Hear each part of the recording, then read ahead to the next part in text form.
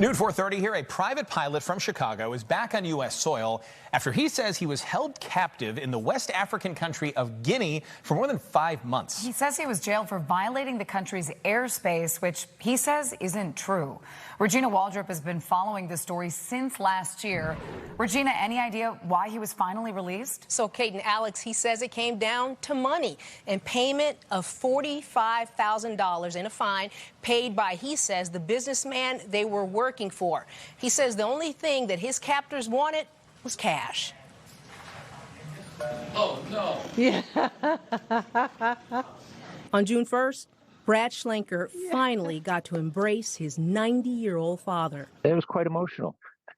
Quite emotional. You know, Dad kept asking my brother, what's going on? You know, when's Brad coming home? Schlenker's a private pilot.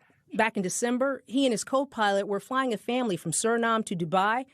They stopped in Guinea to refuel, and that's when they ran into trouble. Opened the door, and I met with multiple machine guns and guys, you know, saying, get down, get down. You're cleared to enter the airspace. You're cleared to descend. You know, you're cleared to conduct the approach. You're cleared to land. And yet they come up with this verdict of you're guilty for violating Guinea airspace. It's an absolute farce. We've got the transcripts of all our communications. This is an aviation requirement, right? Brad says they were thrown in jail. One day, he says there was a deadly riot.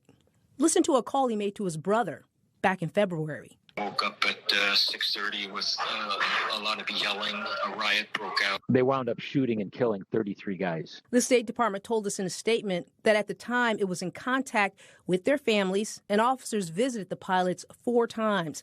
And Brad says after several months in prison, a plea deal, and the businessmen they were working for, he paid a large fine for their release. $20,000 bond each, me and the first officer each, right? And we're detained in Guinea until this whole thing is settled. So he put up the bond, and we were released into house arrest. I think it was like March 13th. And then finally this month, he returned home to his family. There's too many people in this country that simply do not appreciate what we have. You don't have any comprehension about what it's like to live in such a hellish place. So after spending a little time with his new wife, Brad says he will be back in the air very soon. He also says he has no plans whatsoever on flying anywhere near Guinea again. Kate? Not surprised to hear that at all. Yeah, glad he's all right. What a story. Thanks so much, Regina. Wow.